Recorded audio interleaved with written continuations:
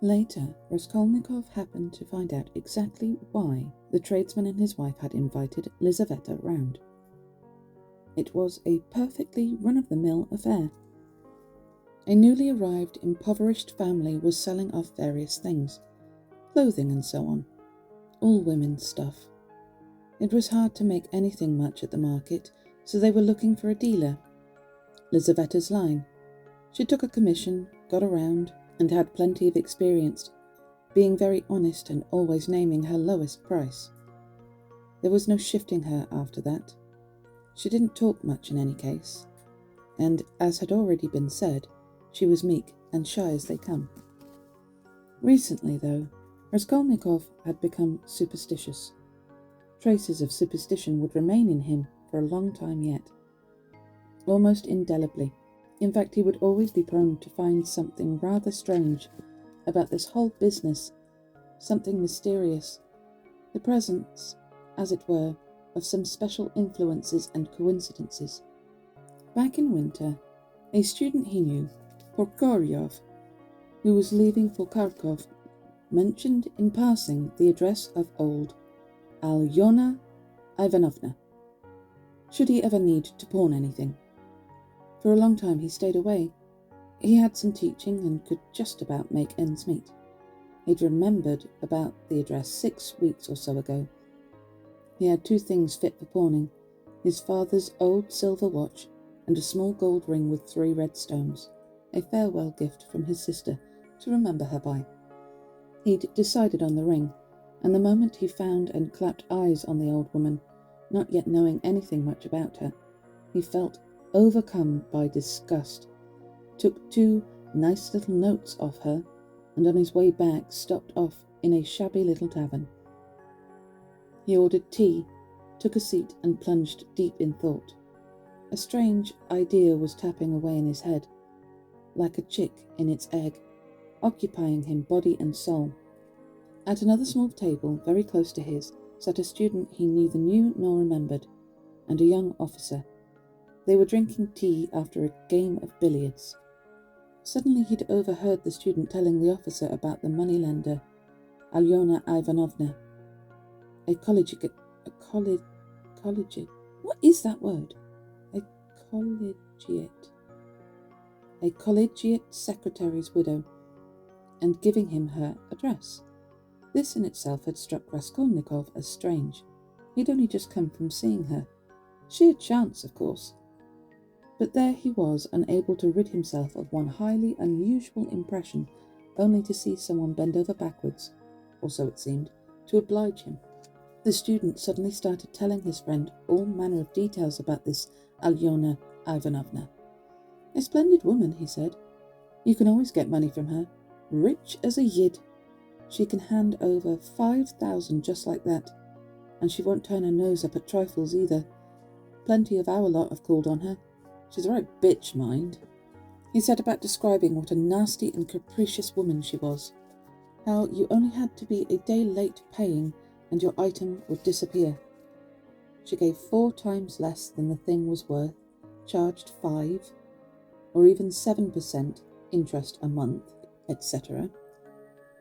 Letting his tongue run away with him, the student also mentioned that the old woman had a sister, Lizaveta, whom she, so little and so horrid, never stopped beating and kept in utter servitude like a little child, when in fact Lizaveta was a whole foot taller, at the very least. Just try explaining that, the student exclaimed and roared with laughter. The conversation turned to Lizaveta. The student took particular pleasure in talking about her and couldn't stop laughing, while the officer listened with the keenest interest and asked the student to send him this Lizaveta to mend his linen. Raskolnikov caught every word and learned everything there and then. Lizaveta was the old woman's younger half-sister by a different mother, and she was already 35 years old. She worked for her sister day and night, doing all the cooking and the laundry, and on top of that she sewed to order and even washed other people's floors, handing over all the earnings to her sister. What a knobhead her sister is.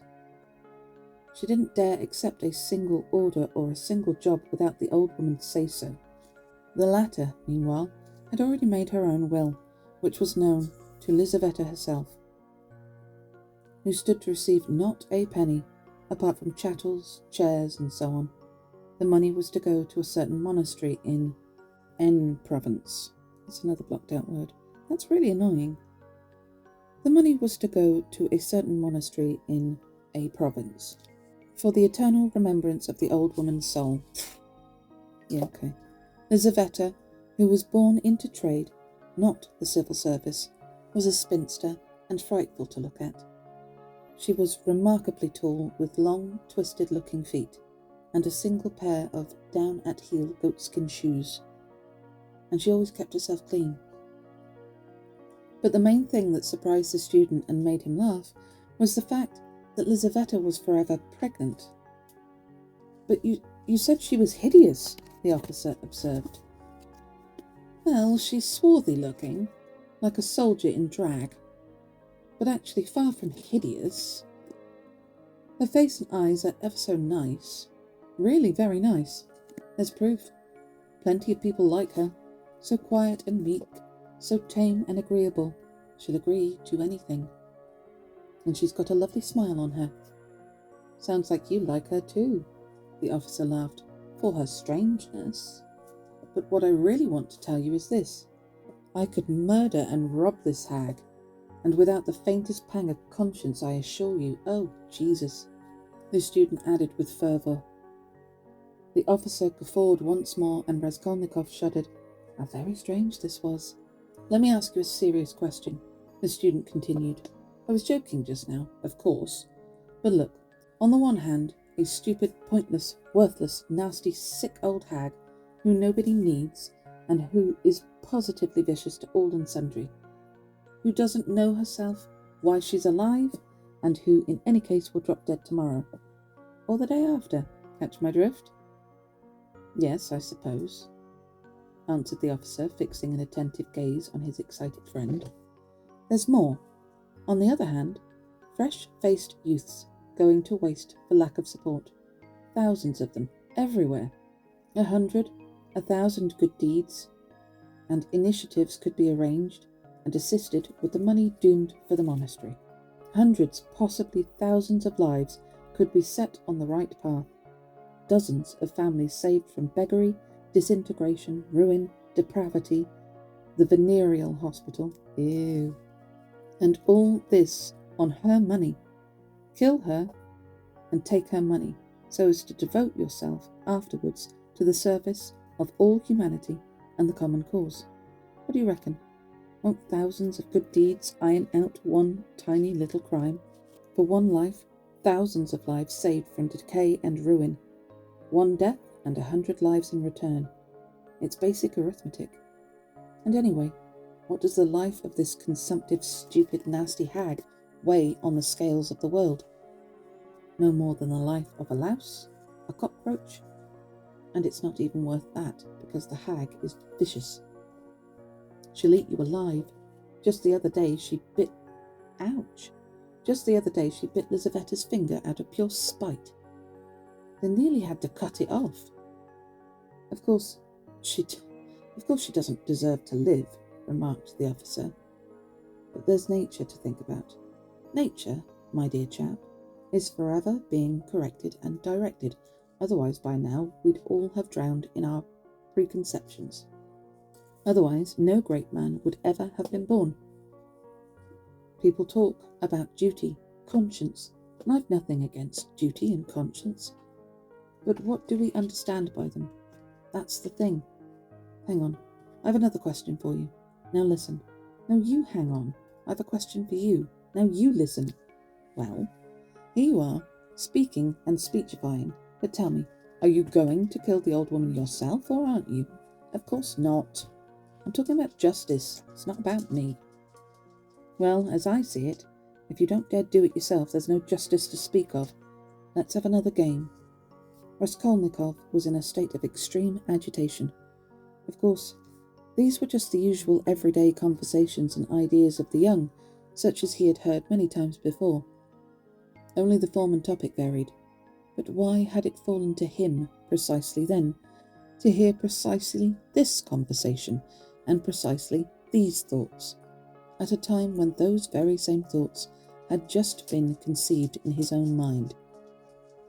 And why precisely then, just when he had carried away from the old woman the embryo of his idea, had he chanced on a conversation about her and no one else? The coincidence would always strike him as strange.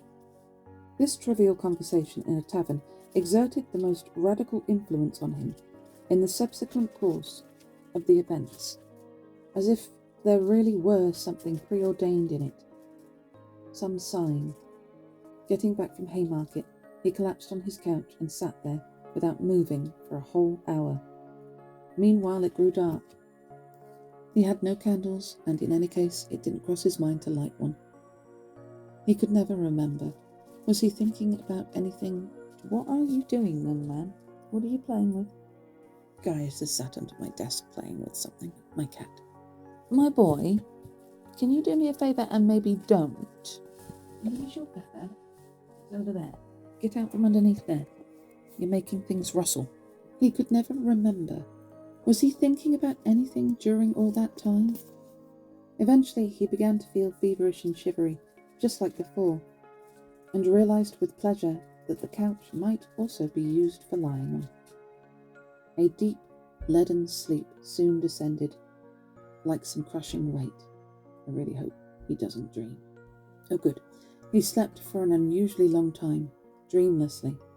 Natasya came into his room at 10 the next morning and had to give him a forceful shake.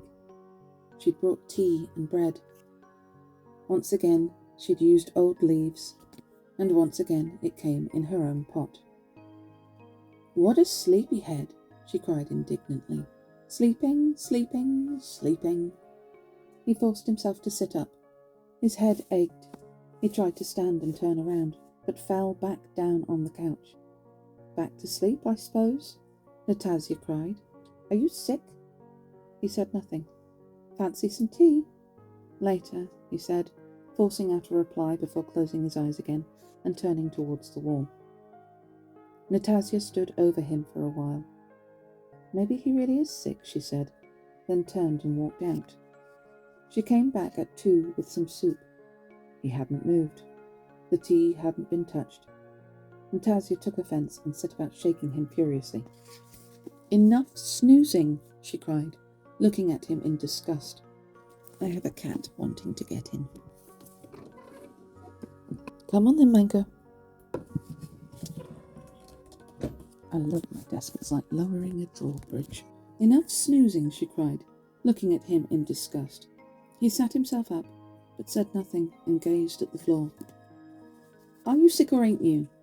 Natasya asked, and again received no reply. Get yourself out a bit, she said after a pause. Blow away them cobwebs.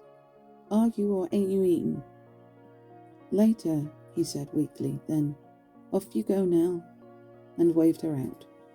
She stood where she was a short while longer, looked at him with pity, and went out.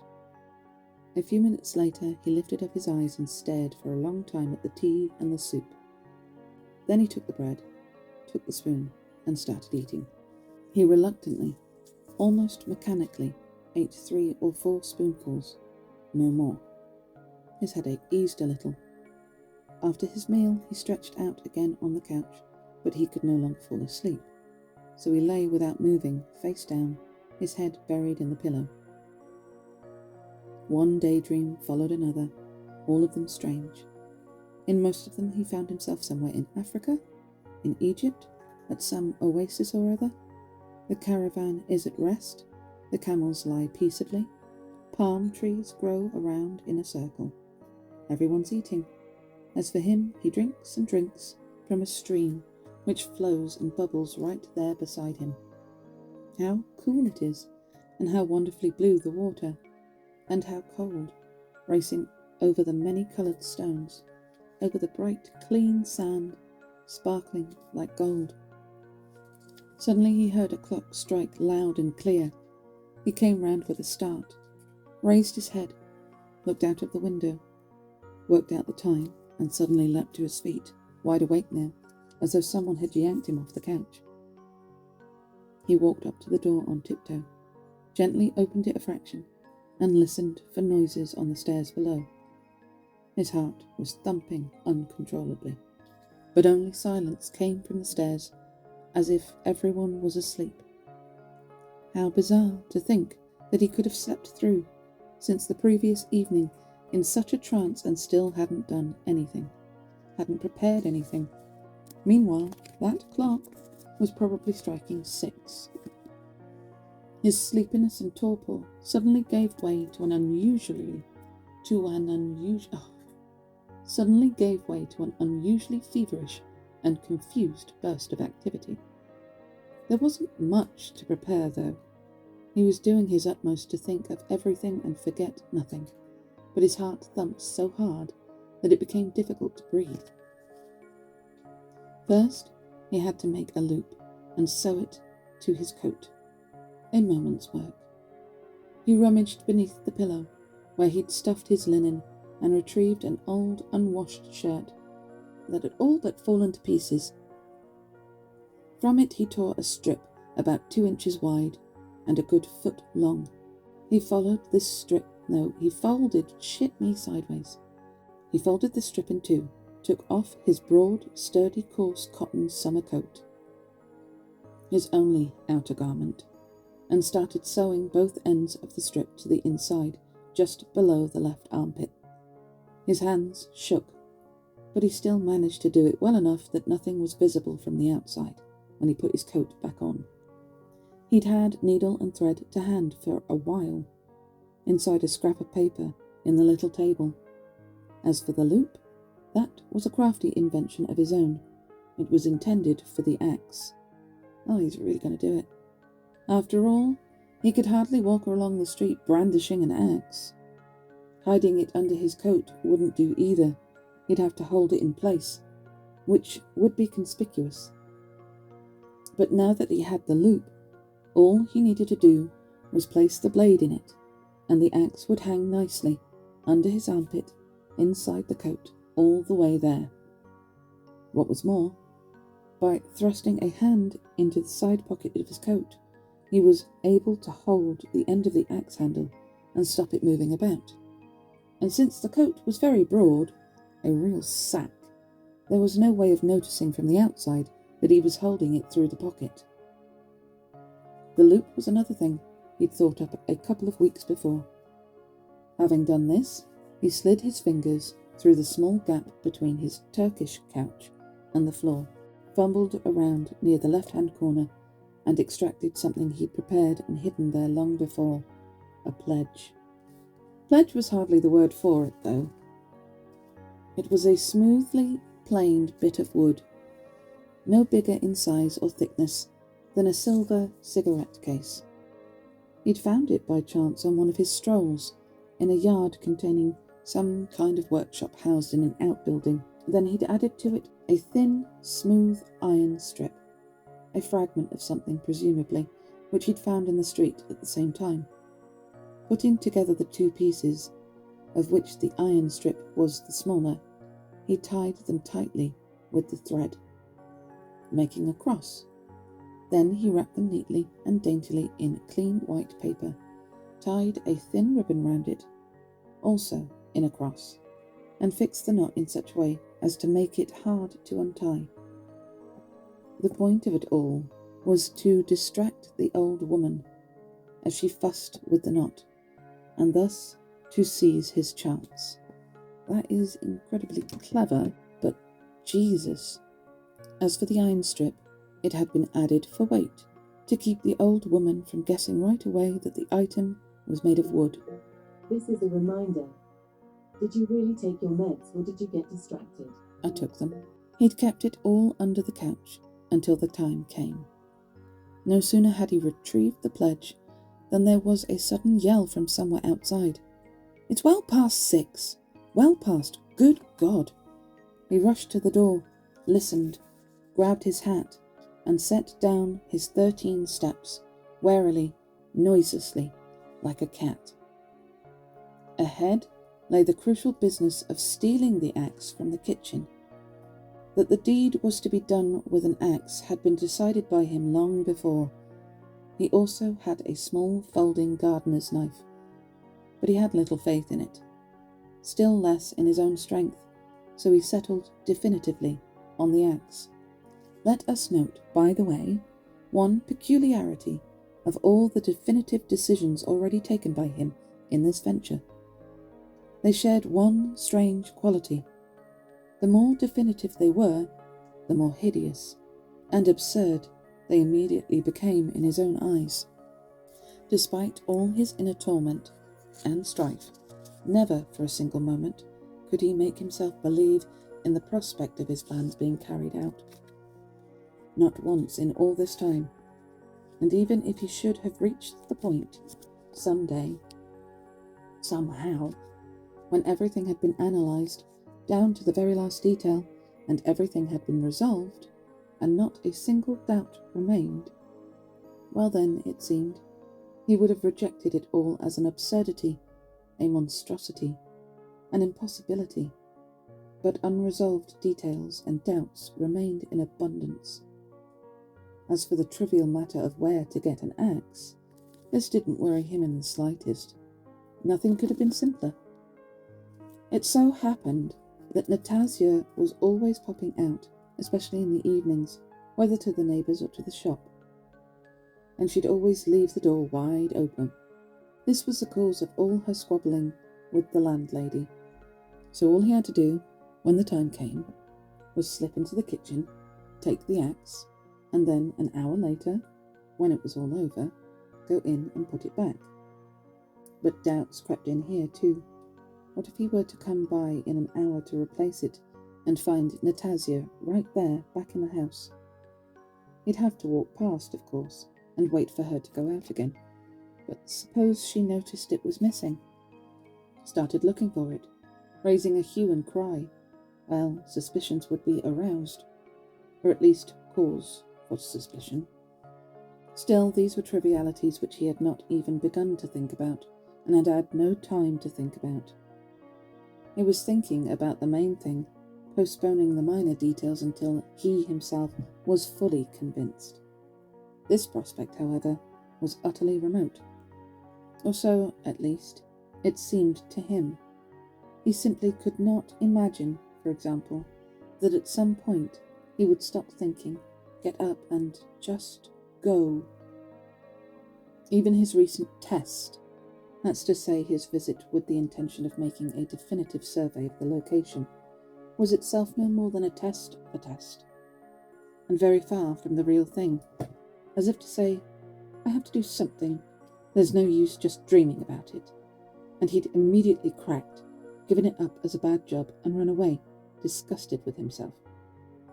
Meanwhile, his entire analysis, in terms of a moral solution to the question, appeared complete. His casuistry was now as sharp as a razor blade, and he could no longer find within himself a single conscious objection.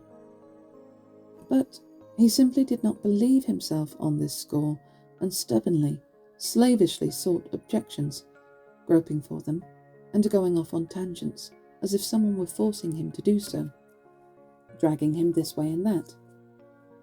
This last day, which had arrived out of the blue and solved everything at once, had affected him in an almost entirely mechanical way, as if someone had grabbed his hand and dragged him along, irresistibly, blindly, with unnatural strength, without objections, as if a scrap of his clothing had caught in the wheel of a machine that was now pulling him in. At first, though this was a long time ago, one particular question had absorbed him. Why are almost all crimes so easy to trace and so poorly concealed, and why do almost all criminals leave such an obvious trail? The conclusions at which he had arrived, little by little, were varied and intriguing. The most important reason, in his view, lay less in the physical impossibility of concealing the crime than in the criminal himself. For criminals, almost without exception, succumb at the moment of the crime to a weakening of the faculties of reason and will, which are replaced, in stark contrast, by thoughtlessness of a childish and quite extraordinary kind. at precisely the moment when reason and caution are most essential. As he saw it, the eclipse of reason and the weakening of will consume a person like a sickness, progressing steadily to their furthest point shortly before the crime is committed. They continue in that same form at the very moment of the crime, and for a little while thereafter, depending on the individual, then they pass like any other sickness. As to whether it is sickness that gives rise to crime or crime itself, which somehow, by its special nature, is always accompanied by something akin to sickness, this was a question he did not yet feel capable of resolving. He's got to commit the crime first.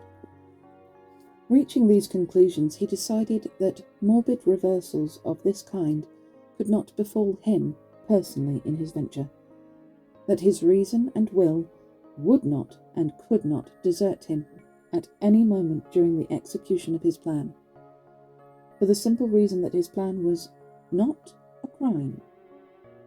We omit the entire process by which he arrived at this final decision. We've run too far ahead of ourselves already. We will merely add that the actual material obstacles thrown up by this venture played only the most ancillary of roles in his mind. It is enough to preserve all my faculties of will and reason, and those obstacles, in their turn, will all be defeated when the time comes to familiarize myself with the finer details of the venture. But the venture would not get started. He continued to believe in his definitive decisions least of all, and when the hour struck, nothing went to plan. There was a randomness about it all that took him almost by surprise. He was stymied by a circumstance of the most trivial kind, even before he reached the bottom of the stairwell. Drawing level with the landlady's kitchen, the door of which was open, as always, he cast a wary glance inside. What if the landlady were in while Nastasia was out? And if not, were all the doors to her room well closed? Lest she happened to poke her head round when he went in for the axe. But he was simply astounded when he suddenly saw that not only was Nastasia in the kitchen, she was busy working as well, taking laundry out of a basket and hanging it on washing lines. Catching sight of him, she stopped what she was doing, turned towards him, and kept her eyes fixed on him until he passed. He averted his gaze and walked on as though nothing had happened. But the game was up. No axe. He was devastated. And why on earth, he thought as he went under the arch leading out of the courtyard, why on earth was I so sure that at this precise moment she would definitely be out? Why was I so certain? He felt crushed, even mortified. He wanted to laugh at himself from spite. Dull, brutish anger boiled up inside him. He stopped in hesitation beneath the arch. The thought of going out for a walk just for show repelled him. The thought of returning home was even worse. Such a chance, gone forever, he muttered, as he stood aimlessly under the arch, directly opposite the caretaker's dark little lodge, the door of which was also open. Suddenly he gave a start. In the caretaker's lodge, just a few steps away from him, something caught his eye, glinting at him from beneath a bench to the right. He looked around. Not a soul. He walked up to the lodge on tiptoe, went down 2 steps and called out to the caretaker in a weak voice. He's out. Just as I thought. He can't have gone far, though. The door's wide open. He made a dash for the axe, for that's what it was, and pulled it out from under the bench, where it lay between 2 logs. He secured it in the loop there and then, thrust both his hands into his pockets, and left the lodge. No one had noticed. Better the devil than the best laid plans, he thought, grinning strangely.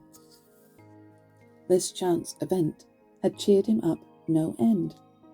To avoid suspicion, he walked along the street with soft, measured steps, and without hurrying. He rarely glanced at passers-by. In fact, he tried not to look at anyone at all. and to make himself as inconspicuous as possible.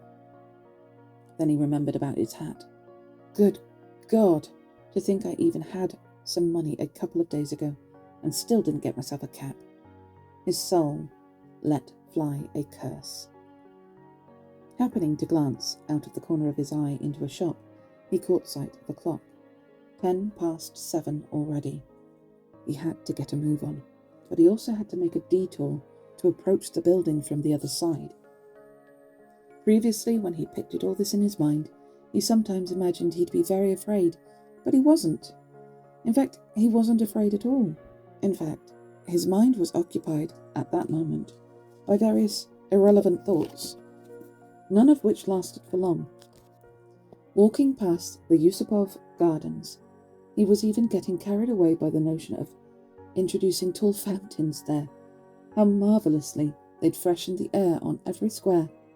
Little by little, he came to the conclusion that extending the summer garden into the field of Mars, and even joining it to the gardens of Mikhailovsky Palace, would be a wonderful and most beneficial thing for the city. He suddenly wondered why it is that in every large city, man, out of some peculiar inclination, as much as actual needs, lives and makes his home in precisely those parts of town where there are neither gardens nor fountains, where there is filth and stench and every unpleasantness. Then he remembered his wanders around Haymarket and briefly came to his senses. What drivel, he thought. No, I'm better off not thinking at all. That's how it must be for men on their way to the scaffold, clinging to every object they pass. The thought flashed through him like lightning.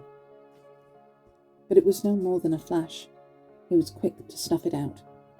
Almost there now. Here was the house. Here were the gates. Suddenly, somewhere, a clock struck once. What?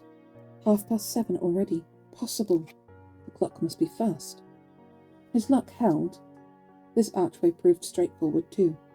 In fact, at that very instant, as if on purpose, a massive hay cart entered the gates just in front of him, shielding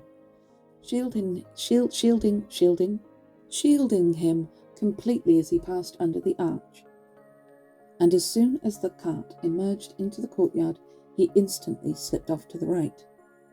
Over there, on the other side of the cart, several voices could be heard shouting and arguing, but no one noticed him, and no one crossed his path. Many of the windows that looked down on this enormous square courtyard were open at that moment, but he didn't lift his head. He hadn't the strength. The old woman's staircase was close by, directly off to the right, after the arch. Here he was, already on the stairs. After catching his breath and pressing his hand to his thumping heart, after feeling for the axe and adjusting it one more time, he began climbing the stairs, warily and softly, constantly straining his ears. But the staircase too was completely deserted at that moment. All the doors were shut. He met precisely no one. True, there was one empty apartment on the second floor with the doors flung open and decorators working inside, but they didn't so much as glance in his direction. He stood still for a moment, pondered, and walked on. Of course it would be better if they weren't here at all, but there's another 2 floors to go. And here it was, the 4th floor, the door, the apartment opposite, the empty one. To all appearances, the 3rd floor apartment, right under the old woman's, was also empty. The visiting card nailed to the door was gone. They'd moved. He was struggling to breathe. Perhaps I should leave, suddenly occurred to him. But he left his own question unanswered and put his ear to the door of the old woman's apartment. Dead silence. Then he listened out again for noises below him, listened long and hard. He looked about one last time, straightened and tidied himself up, and tested the axe in the loop once more. Various thoughts crossed his mind. Hope I'm not too pale. Not overexcited. She's mistrustful. Perhaps I should wait a bit for my heart to stop. But his heart did not stop. Quite the opposite. As if on purpose it beat harder, harder and harder. He couldn't resist. Slowly stretched his arm towards the bell and rang. Half a minute later, he rang again, louder. No reply. It was pointless ringing for the sake of it, and unseemly. The old woman, needless to say, was in, but she was suspicious and she was alone. He knew her habits, and once again he pressed his ear flush against the door. Whether it was the keenness of his senses, which is rather hard to imagine, or whether it was really very audible, but he suddenly heard what sounded like a hand, cautiously feathering the lock, and a dress rustling against the door itself. Someone was lurking right by the lock, and, just like him here on the outside, was listening hard, crouching, and almost, it seemed, pressing an ear to the door. He made a deliberate movement and muttered something rather too loudly to make it clear he wasn't hiding. Then he rang a third time, but softly, calmly, and without the slightest haste. Recalling this afterwards, vividly, clearly, that moment was imprinted on him for all time. He simply could not understand where he'd found such guile, not least because there were moments when his mind seemed to go dark, and as for his body, he could barely feel it. Seconds later, someone could be heard lifting the latch.